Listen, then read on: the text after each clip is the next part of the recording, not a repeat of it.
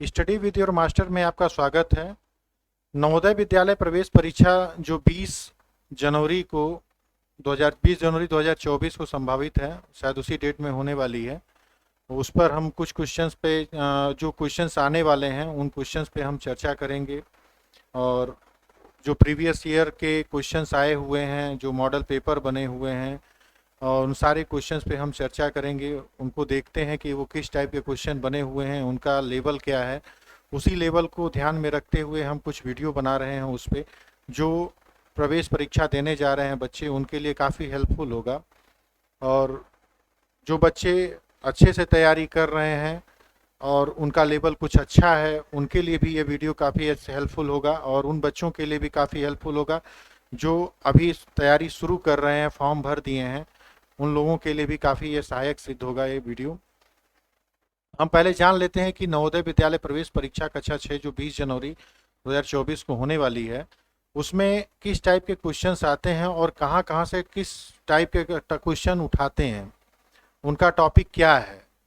जैसे गणित में भी कुछ टॉपिक है, रीजनिंग में भी कुछ टॉपिक है, हिंदी में भी टॉपिक है। चूँकि हिंदी का मतलब ये है कि भाषा से संबंधित, जो जिनकी भाषा इंग्लिश होगी उनके लिए इंग्लिश से क्वेश्चन आएंगे, और जिनकी भाषा हिंदी होगी उनके लिए हिंदी से क्वेश्चन संबंधित होंगे। हम लगभग सारे क्वेश्चंस पे चर्चा करेंगे, देखेंगे कि क्वेश्चन किस टाइप से आए हुए हैं प्रीवियस ईयर में, और इस समय की क्या चीज़ें हैं और क्या संभावनाएं बन सकती हैं क्वेश्चन पे, कि जो नए साल में जो पेपर होने वाला है उसमें कुछ क्वेश्चंस बढ़ा सकते हैं, घटा सकते हैं। उन सारी चीज़ों पे हम, उन सारी संभावनाओं पे हम चर्चा करेंगे और कोशिश करेंगे कि कोई भी क्वेश्चन जो एग्ज़ाम में आने वाला है वो हमारी नज़र से या हमारी पहुंच से दूर न हो, और उस पे हम पूरी कोशिश किया जाएगा कि हल करें सारे। यहाँ से कुछ हम एक एप्लीकेशन डाउनलोड किए हैं नेट से, और उसमें हमने देखा है कि क्वेश्चंस का प्रारूप वगैरह ठीक ठाक है, और मॉडल पेपर भी उसने बनाया है, उस मॉडल पेपर में भी क्वेश्चन ठीक ठाक आए हुए हैं। और उसी के आधार पे हमने हल करने की कोशिश की है और करेंगे। आगे देखते हैं कि क्या टाइप का क्वेश्चन है और यह मॉडल पेपर किस तरह से बनाया हुआ है, और किस टॉपिक से कितने क्वेश्चन, किस टॉपिक से क्वेश्चन आते हैं। इन सब बारे में हम लोग चर्चा कर लेते हैं। नवोदय विद्यालय,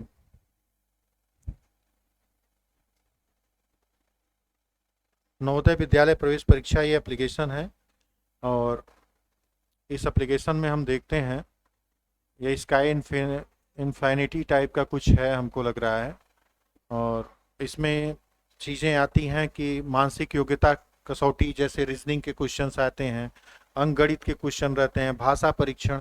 हमने बताया था कि भाषा परीक्षण का मतलब ये हुआ कि आपकी जो लैंग्वेज है उस लैंग्वेज पे ही आधारित क्वेश्चंस बनते हैं। उन उन सारे क्वेश्चंस पे भी चर्चा करेंगे। मॉडल पेपर इसने दिया हुआ है, हमको उम्मीद है कि देखते हैं कितना मॉडल पेपर है इसका बना हुआ। नवोदय मॉडल पेपर क्लास 6 के लिए है, और ये 6 मॉडल पेपर इन्होंने दिया है। हाँ, 6 मॉडल पेपर दिया है इन्होंने।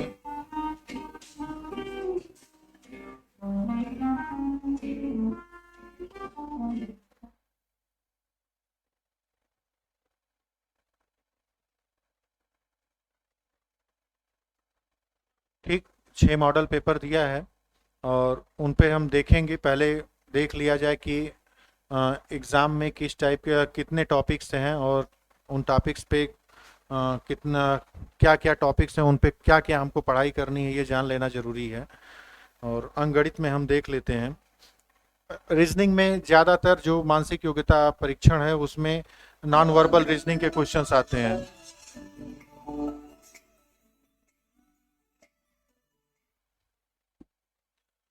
अंकगणित में देख लेते हैं कि कौन कौन से टॉपिक्स हैं दिए गए हैं। संख्या और संख्या पद्धति का एक टॉपिक है। पूर्ण संख्याओं पर 4 आधारभूत क्रियाएं, भिन्नात्मक संख्याएं और उन पर क्रियाएं, दशमलव और उन पर क्रियाएं। दशमलव से संबंधित भी क्वेश्चन कुछ रहेंगे, कुछ फ्रैक्शन यानी भिन्न से संबंधित कुछ क्वेश्चन रहेंगे, कुछ पूर्ण संख्याओं पर 4 आधारभूत क्रियाएं जो होती हैं उन पर कुछ क्वेश्चन रहेंगे। व्यंजकों का सन्निकटन एक टॉपिक है, उस पर रहेगा। गुणनखंड एवं गुणांक, उस पर रहेगा क्वेश्चन। लघुत्तम समापवर्तक या तथा महत्तम समापवर्तक, उस पर रहेगा क्वेश्चन। मापन, लंबाई, समय आदि, दूरी, समय, गति एक टॉपिक ये भी है। परसेंटेज से भी है क्वेश्चन। लाभ तथा हानि से है। साधारण ब्याज से है। परिमाप तथा क्षेत्रफल से है। वर्ग तथा वर्गमूल से। औसत, अनुपात एवं समानुपात, समय और काम, ऐकिक नियम, संख्या श्रृंखला और कैलेंडर, एक साथ में एक आलेख है। इतने टॉपिक्स दिए गए हैं। इन सारे टॉपिकों को मिला के क्वेश्चंस बनेगा जो एग्जाम में आएगा। ये पता नहीं कि किस टॉपिक से कितना क्वेश्चन उठा कर दे दे, और हम कोशिश यही करेंगे कि सारे टॉपिक्स पर हम चर्चा करें, उनके सारे क्वेश्चंस के को हल करें। जो भी संभावनाएं बन सकती हैं उन सारे प्रश्नों को हम हल करने की कोशिश करेंगे, और उनके टाइप्स को देखेंगे कि वो किस टाइप से हल होते हैं। उनको दिमाग में रखने के से और उन पर बार बार प्रैक्टिस करने से हमारी चीज़ें सॉल्व हो जाएंगी, हल हो जाएंगी। उसको देखते हैं।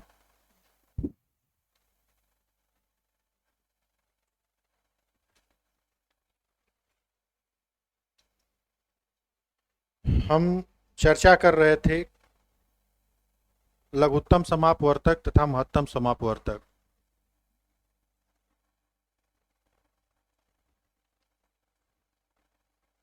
कल हमने क्वेश्चन सॉल्व किया था, 3 क्वेश्चन सॉल्व किया था। वह बड़ी से बड़ी संख्या जिसे 171 तथा 251 को भाग देने पर क्रमशः 3 तथा 6 शेष बचे होगी, इसको सॉल्व कर लिया था। तब तक समय हो गया था, इसलिए हमको जाना पड़ा। अब आज देखते हैं चौथा क्वेश्चन जो मॉडल पेपर में है, और देख रहे हैं कि दिया है कि दो संख्याएं 35 और 42 हैं, उनका ल स और म स होगा। हमने बताया था कि ल स और म स के लिए क्या होगा।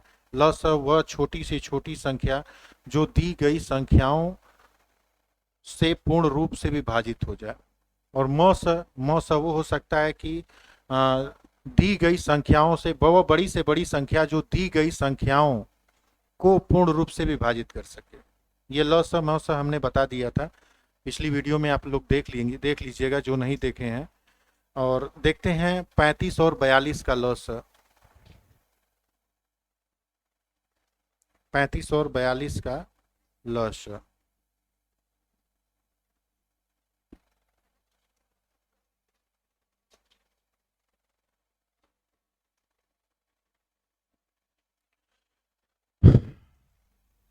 पैंतीस और 42 का ल स निकालने के लिए क्या करेंगे।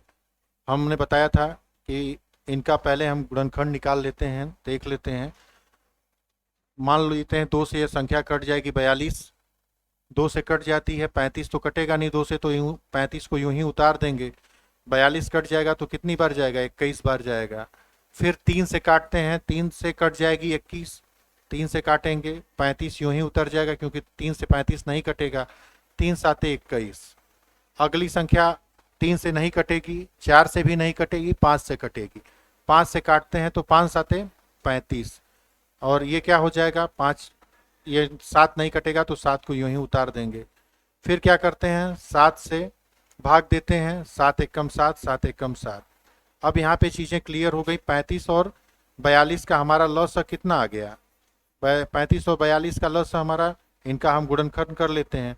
2 गुणे 3 गुणे 5 गुणे 7, ये कितना हो जाएगा 2 तिहाई 6, 6 पाँचे 30 और 3 साते 21, 210। हमारा टोटल एलसीएम 210 आ गया। अब चूंकि इसका म स पूछा हुआ है, म स पूछा हुआ है तो म स निकालते हैं। म स जब निकालते हैं तो देखते हैं क्या स्थिति है। अब 35 का म स निकालने के लिए इसका गुणनखंड करते हैं 35 का। जब 35 का गुणनखंड करेंगे तो क्या होगा 5 गुणे 35 का गुणनखंड करेंगे तो क्या होगा 5 गुणे 7। और 42 का अगर गुणनखंड करते हैं हम तो क्या आएगा 2 गुणे 3 गुणे 7, ये हमारा गुणनखंड आ जाता है। अब चूंकि इनका म स अगर हम निकालते हैं तो हमने बताया था कि वह बड़ी से बड़ी संख्या जो दी गई संख्याओं को पूर्ण रूप से विभाजित कर दे। जो इनमें कॉमन चीजें मिलेंगी उनको हम ले लेते हैं। और 35 और 42 के गुणनखंड में कॉमन चीज हमको मिल रही है 7, 7 को हम ले लेते हैं। 7 को हमने ले लिया। अब देख रहे हैं ये 7 क्या आया हमारा, म स आया है। 7 हमारा क्या आया है, म स आया है। यह 7 हमारा 35 और 42 दोनों को पूर्ण रूप से विभाजित कर देगा। तो हम देख रहे हैं कि जो ऑप्शन रहेगा 210, देखिए ल से आया है, 7 यहाँ पे म से आया है, यानी ये ऑप्शन सही है। 4 में चौथे क्वेश्चन में सी वाला ऑप्शन सही है। बढ़ते हैं नेक्स्ट क्वेश्चन की तरफ। दो सहभाज्य संख्याओं का म स क्या होगा। सहभाज्य संख्याएं क्या हो सकती हैं, जैसे जो आपस में कटे नहीं, जो संख्याएं आपस में कटे नहीं वो क्या होंगी, सह अभाज्य संख्याएं होंगी। यानी दो सह अभाज्य संख्याओं का म स हमेशा एक होता है। दो सह अभाज्य संख्याओं का म स हमेशा एक होता है। मान लेते हैं कोई संख्या 1 है, और मान लेते हैं 4 है और 3 है। मान लेते हैं दो संख्याएं 4 और 3 है, तो ये दोनों आपस में तो कटेंगी नहीं। तो जब आपस में कटेंगी नहीं तो ये क्या हुआ, दोनों सहअभाज्य संख्याएं हैं। और इनका म स क्या होगा, अब देखिए 4 और का म स क्या, 4 का अगर हम म स 4 और 3 का म स निकालते हैं तो क्या होगा, 4 का 2 गुणे 2 इसका गुणनखंड हो जाएगा, और 3 का क्या होगा, बस 3 होगा। तो अब ये कोई कॉमन नहीं मिल रहा है, तो यानी सिर्फ एक मिलेगा, एक मिलेगा। भाई कोई चीज नहीं मिल रहा है तो इसका क्या मतलब हुआ कि बस एक है, इसका गुणन म स इसका एक आ रहा है। म स के लिए एक और चीज होती है बच्चे, ध्यान देने वाली बात है कि यह फैक्टर होता है, HCF होता है, हाईएस्ट कॉमन फैक्टर होता है। म स क्या होता है, हाईएस्ट कॉमन फैक्टर होता है, हाईएस्ट कॉमन फैक्टर होता है। जैसे मान लेते हैं कि 6 और 12 का अगर म स हमको निकालना है तो इसका हम फैक्टराइजेशन करते हैं, मतलब इसको गुणनखंड करेंगे हम। तो गुणनखंड करते हैं तो इसका क्या बन सकता है, 6 का गुणनखंड हो सकता है आपका 1 हो जाएगा, 2 हो जाएगा, 3 हो जाएगा और 6 हो जाएगा।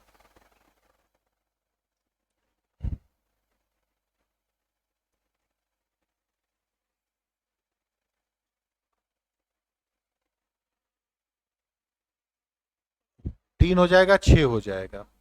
और 12 का अगर हम करते हैं तो 1 होगा, 2 होगा, 3 होगा, 4 होगा, 6 होगा, 12 होगा।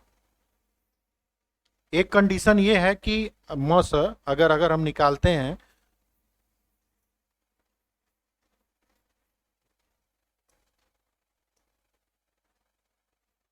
म स अगर हम निकाल रहे हैं इनका, तो हमने क्या कहा, हाईएस्ट कॉमन फैक्टर। तो इन दोनों में हाईएस्ट कॉमन क्या है, 6 है। तो यहां से हमारा म स निकल जाएगा, 6 आएगा। यहां से इस तरह से भी निकाला जा सकता है। एक तरीका ये है कि हाईएस्ट कॉमन फैक्टर, इन दोनों में हाईएस्ट कॉमन क्या है, 6 है। अगर इसका फैक्टर हम कर रहे हैं, गुणनखंड कर रहे हैं 6 का, तो 1, 2, 3 और 6 गुणनखंड का मतलब क्या हुआ, गुणनखंड का मतलब हो गया कि जो संख्याएं गुणनखंड के रूप में प्राप्त हो रही हैं वे सभी संख्याएं दी गई संख्या को पूर्ण रूप से विभाजित कर दे। यानी हमारी जो संख्या 6 है, अगर गुणनखंड हमारा 1 भी है, 2 है, 3 है, 6 है, तो देखिए सभी 6 को विभाजित कर देंगी। एक तो 6 को विभाजित करेगी, 2 भी 6 को विभाजित करेगी, 2 तिहाई 6, 3 दूनी 6, 6 एक कम 6। और वही कंडीशन 12 में भी है, 1, 2, 3, 4, 6, 12। ये सारी संख्याएं क्या करेंगी, 12 को विभाजित कर देंगी। अब यहां से हम हाईएस्ट कॉमन फैक्टर में यानी म स इस तरह से भी निकाल सकते हैं। दूसरी चीज ये है कि जो गुणनखंड होता है, फैक्टर जो निकालते हैं जिसको हम गुणनखंड कहते हैं, वो क्या है कि जो दी गई संख्या है वह उससे अधिक नहीं हो सकता, कम होगा, वह अधिक नहीं होगा। देखिए जो दी गई संख्या है इसका जो हम फैक्टराइजेशन कर रहे हैं, गुणनखंड कर रहे हैं, तो जो कितना है, ये अगर 12 है तो 12 से अधिक नहीं हो रहा है, और ये देखिए 6 से अधिक नहीं हो रहा है। यहां पे बात क्लियर हो गई। ये कंडीशन है इसकी। और इसमें ये है कि कॉमन जो चीजें हैं, हाईएस्ट कॉमन फैक्टर जो है उसको हम निकाल लेंगे। एक और देखते हैं इसी के आधार पे, अगर हम एक और क्वेश्चन देखते हैं। फिलहाल इसका आंसर क्या आएगा? ए आएगा, क्योंकि दो अभाज्य संख्याओं का म स क्या होगा? 1 होगा। हमने बता दिया कि दो अभाज्य संख्याओं का मतलब क्या हुआ कि दो संख्याएं जो आपस में विभाजित न हो और कटे न, और उनका म स, ये कंडीशन होती है अभाज्य संख्याओं की। वही कंडीशन पूछ दिया है, या याद करने वाली चीज है। इसको आप समझ लीजिए कि लगातार संख्याएं जो दी गई संख्याएं हैं, अगर कोई भी लगातार संख्याएं क्रम से निकल रही हैं तो आपस में अभाज्य संख्याएं होंगी। जैसे अगर 4 5 है तो भी अभाज्य संख्या है, 5 6 है अभाज्य संख्या है, 89 90 है अभाज्य संख्या है, 91 92 है अभाज्य संख्या है। यानी जो लगातार क्रम से बढ़ रही हैं संख्याएं वो क्या हैं? अभाज्य संख्याएं। ये कंडीशन होती है। ठीक, चलते हैं देखते हैं एक और चीज। हमने बताया था कि इसके लिए म स के लिए मान लेते हैं एक 16 है का म स निकालना है और एक 32 का दे दिया कि अगर 16 और 32 का आपको म स निकालना है तो आप कैसे निकालेंगे? तो हमने क्या कहा? Highest common factor.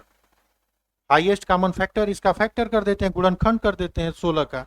तो 16 का गुणनखंड करते हैं तो पहले 1 से कटेगा, 2 से कटेगा, 4 से कटेगा, 8 से कटेगा और स्वयं 16 से कट जाएगा। कट जाएगा कि नहीं? यह इनका गुणनखंड हो गया। यहाँ पे चीजें क्लियर कर दिया। फिर वही सिचुएशन 32 में अगर हम करते हैं तो 32 1 से कटेगा, 2 से कटेगा, 4 से कटेगा, 8 से कटेगा, 16 से कटेगा, 32 से कटेगा। कटेगा ना? यह 32 का गुणनखंड हो गया। ठीक, अब यहां से हमने क्या कहा कि जो हाईएस्ट कॉमन फैक्टर है उसको हम ले लेते हैं। भाई यही चीज होता है ना, हाईएस्ट कॉमन फैक्टर। एचसीएफ का मतलब क्या हुआ? जो महत्तम समापवर्तक का मतलब क्या हुआ? महत्तम समापवर्त का मतलब वो इंग्लिश में होता है हाईएस्ट कॉमन फैक्टर। तो जो हाईएस्ट कॉमन फैक्टर है, ये देखिए, ये 16 हाईएस्ट कॉमन फैक्टर है ना? ये 16 हाईएस्ट कॉमन फैक्टर है, तो यानी इसका म सा क्या होगा? 16 होगा। ठीक, अगर ना समझ में आए तो वीडियो बैक करके देख लीजिएगा। अगर उस पर भी ना आए तो आप बताइएगा कमेंट में करके। फिर इसको अलग तरीके से देखते हैं, बताने की कोशिश करेंगे। दिया है कि दो लगातार सम संख्याओं का म स क्या होगा। मान लेते हैं दो लगातार सम संख्याएं 4 हैं और 6 हैं। कोई भी हो सकती है, 10 हो सकती हैं, 12 हो सकती हैं, 20 हो सकती हैं, 22 हो सकती हैं। कोई भी लगातार सम संख्याएं। सम संख्याओं का मतलब क्या हुआ? वे संख्याएं जो 2 से विभाजित हो जाएं। वे संख्याएं जो 2 से विभाजित हो जाएं क्या कहलाती हैं? सम संख्याएं कहलाती हैं। देखिए 2 से विभाजित हो, 2 दूनी 4, 2 तिहाई 6। अगर ये सम संख्या है तो कह रहा है कि इसका म स क्या होगा। तो 4 का हम गुणनखंड कर लेते हैं और 6 का गुणनखंड कर लेते हैं। तो 4 का गुणनखंड करेंगे 2 दूनी 4 और 6 का गुणनखंड करेंगे क्या हो जाएगा? 2 तिहाई 6।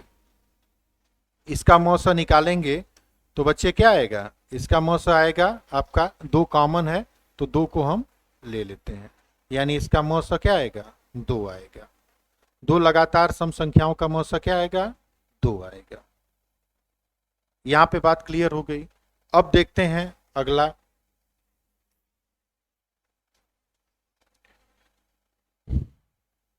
अगला देखते हैं।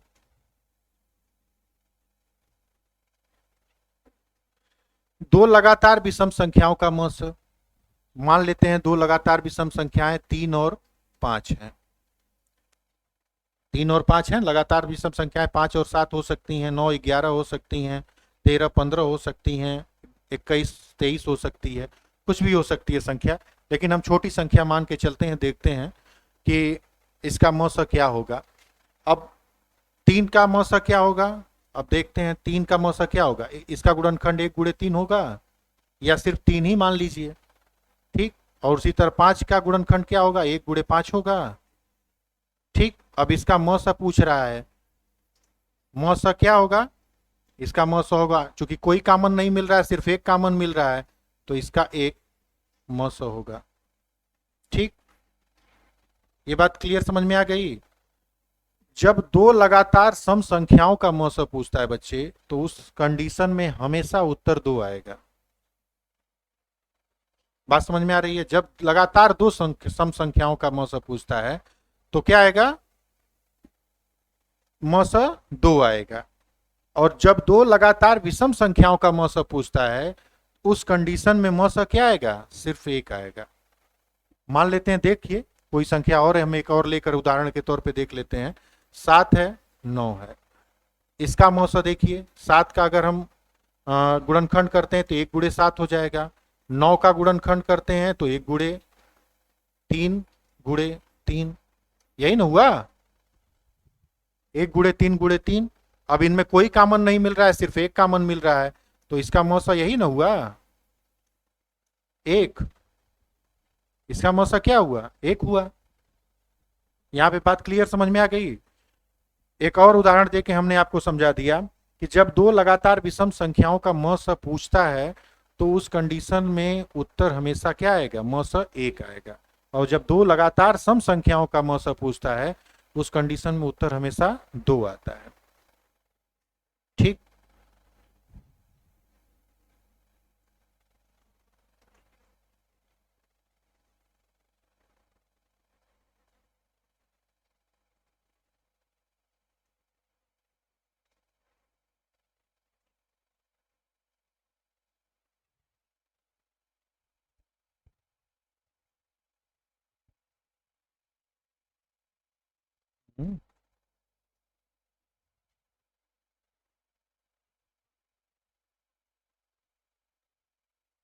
यहां से कैसे सही होगा, थोड़ा सा इसको सही करिए।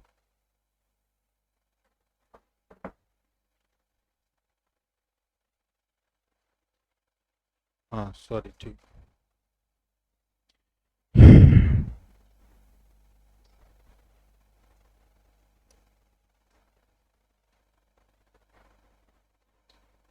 हाँ, अब यहां से 7 सवाल हो गया। अब 8वां सवाल दिया है कि किस युग्म का म स 4 है। अगर ये सवाल दिया हुआ है 24 32 12 18 8 14 16 22 दिया हुआ, और पूछ रहा है किस युग्म का म स 4 है, तो इसका गुणनखंड, भाई जो 4 से कट जाए दोनों संख्याएं, वही म स होगा। 4 से काट कर देखिए पहली संख्या को, 4 से काटेंगे, 4 छक्का 24, 4 बटे 32, ये संख्या कट गई, ये म स हो सकता है। लेकिन और संख्याएं देख लेते हैं, इससे हो सकता है कोई छोटी संख्या हो, और भी संख्या देख लेते हैं। 4 तिहाई 12, 4 चौको 16, 18, ये नहीं कट रहा है, तो ये होगी नहीं। 4 चौको 16, ये 22 है, ये कट नहीं रहा है, ये भी नहीं होगी। 4 दूनी 8, ये भी नहीं कट रहा है, 14 है, यानी यही संख्या हमारी है। 4 से भाग देने पर म स की हमने क्या कंडीशन बताई थी, वह बड़ी से बड़ी संख्या जो दी गई संख्या दी गई संख्या को विभाजित कर दे। दी गई संख्या हमारी 24 और 32 है, म स 4 से भाग देने पे कट जा रहा है, इसका मतलब म स वही है और संख्या वही है। ठीक, अगला सवाल है, निम्न में से किस युग्म का म स एक नहीं है। यानी म स का मतलब क्या होता है, म स एक का मतलब क्या हुआ कि आपस में क्या होनी चाहिए, दो स अभाज्य संख्याएं होनी चाहिए, तभी तो म स उसका एक होगा। तब यहाँ पे दो स अभाज्य संख्याएं क्या है, 2 और 19। भाई इसका तो भाई 2 और 19 आपस में कट नहीं रही हैं, तो इसका मतलब ये इसका म स एक हो सकता है, तो इसका मतलब ये गलत ऑप्शन है। 4 और 7, इसका मतलब ये आपस में कट नहीं रही हैं, तो इसका म स एक होगा ही, तो ये भी गलत हो जाएगा।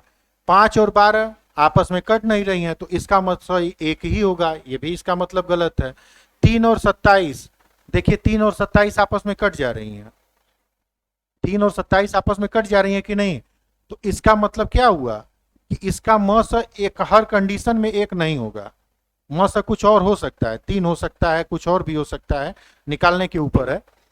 फिलहाल इसका म स तो 3 ही है, लेकिन जैसे हम एक बात बता रहे हैं कि अगर यहाँ पे कुछ और संख्या होती तो उसका हम निकालते, पता चलता है कि उसका म स क्या होगा। अगर ये आपस में कट जा रही है तो इसका मतलब इसका म स एक नहीं हो सकता। असहभाज्य संख्याओं का मैंने बताया था कंडीशन कि आपस में वे संख्याएं नहीं कटेंगी। 2 और 19 देखिए नहीं कट रही है, 4 और 7 आपस में नहीं कट रही है, 5 12 आपस में नहीं कट रही है, 3 और 27 कट जा रही है। इसका मतलब क्या हुआ, इसका म स एक नहीं हो सकता। इसका मतलब यही ऑप्शन सही है। इसको हल करने की जरूरत नहीं, ऑप्शन से आप खेल सकते हैं, ऑप्शन से आप खेल सकते हैं, देख सकते हैं कि हमारे पास ऑप्शन क्या है। कभी कभी एग्जाम्स में हम ऑप्शन से ही उत्तर लगा देते हैं, हल करने की जरूरत नहीं पड़ती है, क्योंकि क्वेश्चन जो दिया रहता है वो तो दिया रहता है, उसका लूप होल ऑप्शंस में निर्भर रहता है, बताता है कि हाँ इसको देख के आप यहाँ पे चीजों को हल कर सकते हैं। खैर ठीक है, आगे बढ़ते हैं एक और सवाल की तरफ। 4, 8 और 12 का महत्तम समापवर्त। 4, 8 और 12 का महत्तम समापवर्त हमने क्या बताया था कि इनका हम गुणनखंड कर लेते हैं। एक गुणनखंड विधि से मैंने बताया था, और एक उसके माध्यम से जो हाईएस्ट कॉमन फैक्टर होता है उसके माध्यम से, जो हमने बताया था फैक्टराइजेशन करके, वहां से। अब यहाँ वो फैक्टराइज, इसका भी गुणनखंड ही होगा, सेम चीजें हैं, बस इसको हम क्या करेंगे अलग तरीके से कॉमन ले लेंगे। जैसे क्या होता है कि सीक्वेंस कभी कभी डिस्टर्ब हो जाता है, और उसमें क्या होता है सीक्वेंस डिस्टर्ब नहीं होता है। यहाँ पे 4 का देखिए 2 दूनी 4, 8 का क्या हुआ 2 दूनी 4 दूनी 8, 12 का 2 दूनी 4 तिहाई 12। अब यहाँ से म स अगर हम निकालते हैं तो हमने बताया था कि कॉमन चीज़ों को हम ले लेते हैं। यहाँ पे देखिए 2 का मिल रहा है कॉमन, तो यहाँ पे हमने ले लिया 2। फिर यहाँ पे भी 2 मिल रहा है कॉमन, यहाँ पे भी 2 मिल रहा है, तो यानी 2 हमने यहाँ पे भी ले लिया।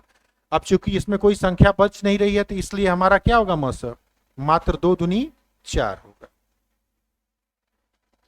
म स हमारा कितना होगा 2 दूनी 4। ठीक, क्लियर हो गया। अब आगे बढ़ते हैं एक नए क्वेश्चन की तरफ। देखते हैं कि दो संख्याओं का गुणनफल 225 है, यदि दोनों का म स 5 है तो उनका ल स बताइए। बच्चा हमने बताया था कि दोनों संख्याओं का गुणनफल, जैसे पहली संख्या गुणे दूसरी संख्या, पहली संख्या गुणे दूसरी संख्या बराबर, हमने बताया था ल स गुणे म स, ल स गुणे म स हमने बताया था, दिख रहा है ना, ल स गुणे म स। तो अब चूंकि दिया है कि दो संख्याओं का गुणनफल 225 है, यानी पहली संख्या और दूसरी संख्या का गुणनफल कितना दिया है 225 दिया है बच्चा, यही दिया है। और उनमें कह रहा है कि दोनों का म स 5 है, तो ल स बताइए। तो हमको ल स बताना है, और म स दिया है, म स 5 दिया है ना, म स 5 दिया है, तो ल स पूछ रहा है। तो हम 5 से क्या होगा, तो ल स बराबर क्या हो जाएगा बच्चा, ल स बराबर हो जाएगा 225 बटे 5, क्योंकि भाई ल स को हम इधर लाते हैं, 225 को उधर जाएंगे तो 5 इधर चला आएगा। पक्ष बदल देते हैं, इसको इधर कर लेते हैं, इसको उधर कर लेते हैं, 5 से भाग दे देंगे, 5 चौक को 20, 5 पचे 25, यानी कितना हमारा लस आ गया 45। यहां से क्या आ गया 45, देखिए ऑप्शन भी दिया है 45। ठीक, अगला क्वेश्चन हम देखते हैं। वह न्यूनतम संख्या ज्ञात कीजिए जिसमें 5 घटा दिया जाए तो वह संख्या 21, 28, 36 और 48 से विभाजित दशा में आ जाए। वह न्यूनतम संख्या ज्ञात करिए जिसमें से 5 घटा दिया जाए तो वह संख्या 21, 28, 36 एवं 48 से पूर्ण रूप से विभाजित दशा में आ जाए।